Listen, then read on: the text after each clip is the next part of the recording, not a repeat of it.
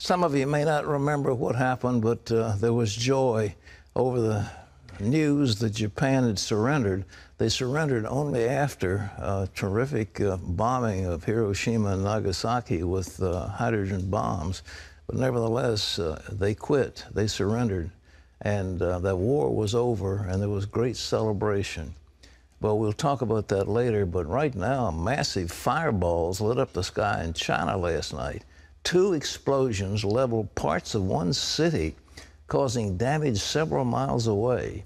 One of the enormous blasts unleashed the same force as 21 tons of TNT. Dozens of people are dead and hundreds are injured. Survivors throughout the city are in shock. One witness said it felt like a nuclear bomb. Fmr Graham has more. Here in the Chinese port city of Tianjin, the damage from Wednesday night's massive warehouse explosions is clearer in the daylight. Dozens are dead, more than 500 injured, and some people are still missing. Take a look at the powerful blast rocking the city, blowing out the windows of high-rise apartments and destroying office buildings. I was sleeping and got woken up by a massive explosion. I could just feel my whole building shake. I thought it was an earthquake. So I just kind of woke up in a panic, looked out the window, and the sky was red.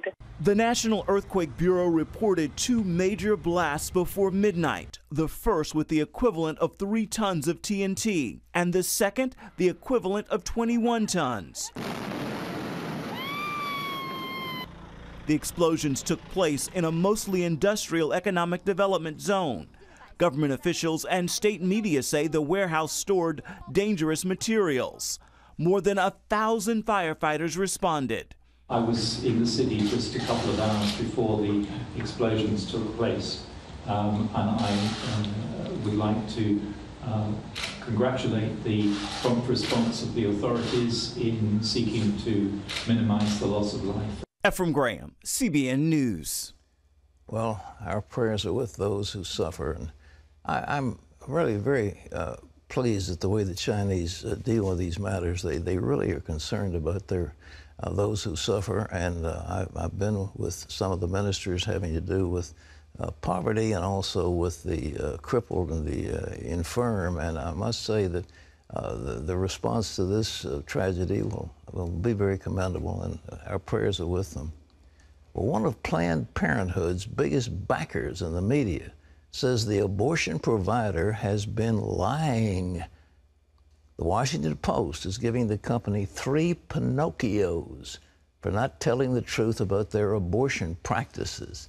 Wendy Griffith has more from the CBN newsroom. Here's Wendy. Pat, that critical report from the Washington Post comes along with a shocking new video about Planned Parenthood. A whistleblower says the abortion company harvests baby body parts without the mother's consent. Meanwhile, the Planned Parenthood debate is having an impact on the GOP race for the White House. Caitlin Burke reports. Serious allegations against Planned Parenthood with the release of a new video from the Center for Medical Progress. If there was a higher gestation and the technicians needed it, there are times where they would just take what they wanted. And these mothers don't know. And there's no way they would know. Federal law requires a patient consent first to an abortion and then sign a separate consent to donate their baby's tissues. But according to this whistleblower whose company worked with Planned Parenthood, the abortion provider doesn't interpret it that way. So basically you just went in there and took her blood and you're going to be taking her fetus without her knowing. So yeah, it's just, that's terrifying. Like, imagine if you were an abortion patient and someone was going in and stealing your baby's parts.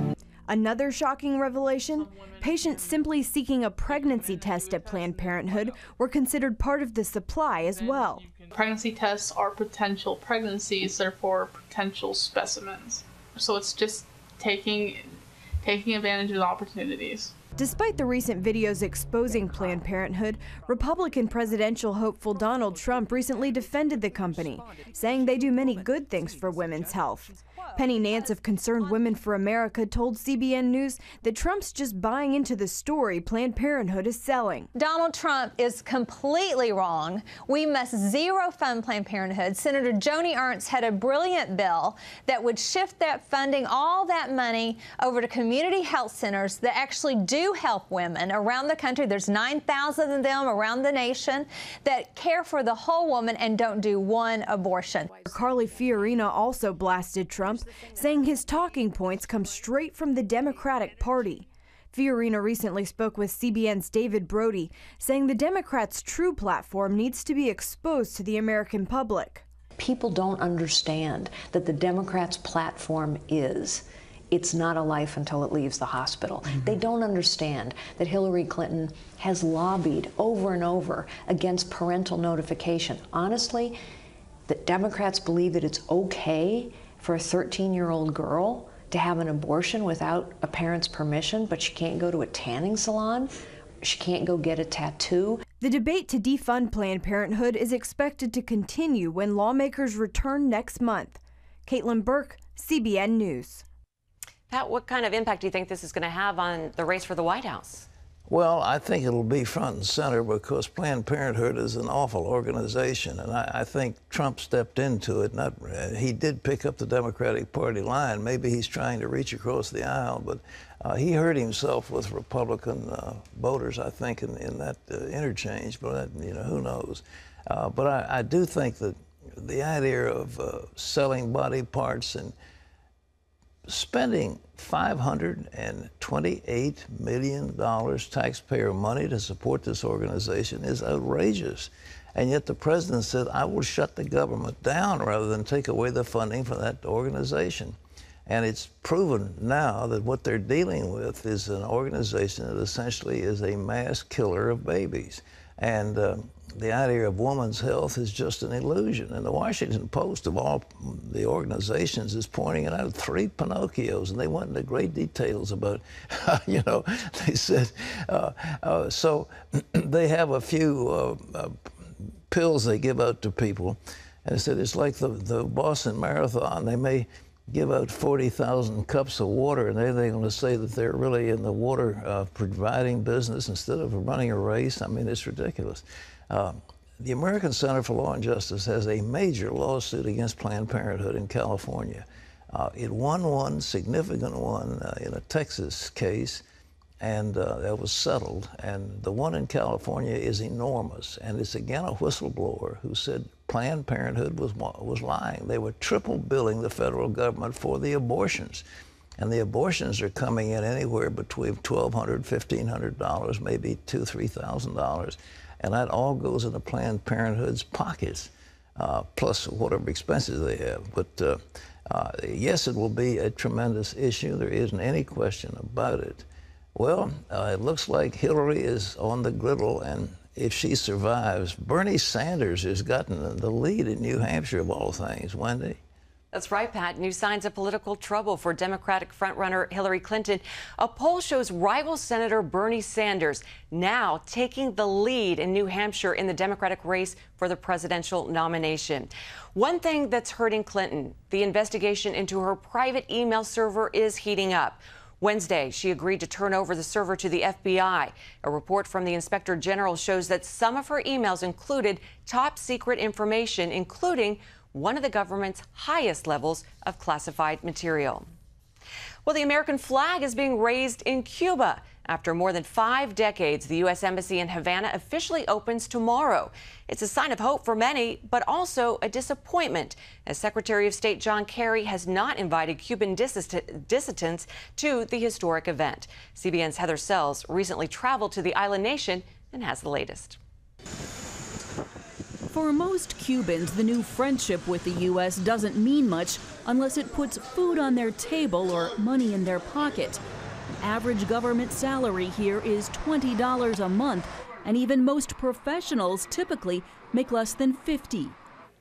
Each day, sitting down to have breakfast, lunch, and dinner in Cuba is a challenge. For many Cubans here, improved relations with the U.S. is good news. They are hoping for more openness, more opportunities, and ultimately a better life. The embassy isn't the only place showing off the red, white, and blue here. Although the Cuban government has demonized the U.S. for some 50 years, you'll now find young people consuming American culture via smartphones and even their clothes. I use the American flag because the Americans respect Cubans just like we respect Americans. But along with economic hope comes political concern. New waves of repression this summer include 100 political arrests just last weekend. Many conservatives believe the U.S. lost any political leverage by not negotiating with Cuba from a position of strength. We've essentially now condoned the longest running military dictatorship in the entire Western Hemisphere. The Cuban government knows that nobody's going to hold them accountable, and that's why you're going to continue to see a ramp up in politically motivated arrests. Senator Marco Rubio is one of a handful of Republicans vowing to block any ambassador nominee unless the Cuban government strengthens its human rights record. Secretary of State John Kerry will be here for the official opening of the U.S. Embassy. Many conservatives hope he will take a stand on the need for freedom and improved rights for the Cuban people. They recall how Secretary of State George Shultz made a difference on a visit to the Soviet Union at the height of the Cold War. Shultz met with Jewish dissidents in Moscow, telling them, "We are with you." Such a move by Kerry would truly signal a new era in U.S.-Cuban relations. Reporting in Havana, Heather Sells, CBN News. Thanks, Heather. Former President Jimmy Carter is fighting cancer. In a statement released Wednesday, Mr. Carter said the cancer was discovered during recent liver surgery and it has spread to other parts of his body. He'll be rearranging his schedule to receive treatment. Elected in 1976, Mr. Carter is the 39th President of the United States. He is 90 years old, and our prayers are with the former president. Pat? I say the same thing. There's some of you who disagree with Jimmy Carter's stand, especially in relation to Israel, but regardless of politics, he is an important figure in our nation. He's done a great deal with Habitat for Humanity, and again, as was said, our prayers are with his family. Apparently, he's got 3 of his relatives who died of the same kind of cancer he's got, but he's 90 years old and he's still going strong. Wendy? Pat, saturated fats are not as bad for your health as scientists once thought. A new study shows the big culprit is trans fats, those hydrogenated oils found in processed foods. Researchers at McMaster University in Canada analyzed 50 studies involving over 1 million people. They found that trans fats have no health benefits and instead raise the risk of death by 34%. Research shows that trans fats increase the risk of heart disease as well. No surprise there. Our health reporter has been banging away at that for years, but it's really important. But trans fats are what they use to keep food fresh. But you got it in chips, you got it in dips, you got it in cookies, you got it in all the baked goods you see. And read that label, hydrogenated oil. That's the culprit. And whether it's margarine or whatever it is, look for that. And the old idea that cream and butter and eggs and that sort of thing were really killers, they're saying that's not true, that they're actually pretty good for you. You don't want to overdo fats either, because you can get your arteries all clogged up with eating too much of any of them. But nevertheless, they're a whole lot better for you than the so-called trans fats. So read the labels, whoever does this shopping, and see what it says on the label before you bring this home for your little children and your husband.